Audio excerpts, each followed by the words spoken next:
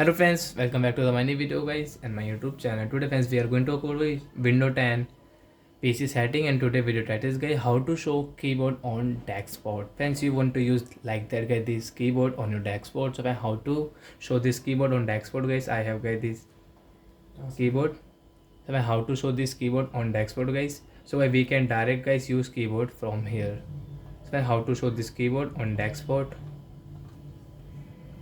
So with this taskbar line, right click guys, show touch keyboard button. So guys you can see I have hide it. So again right click, show touch keyboard button, keyboard will show here, and guys you can use from here. So I hope friends you have understood how to show keyboard on dashboard. So that's it guys, thanks for watching the video. I hope friends you have understood how to show keyboard on dashboard. So bye guys, we will meet on next video.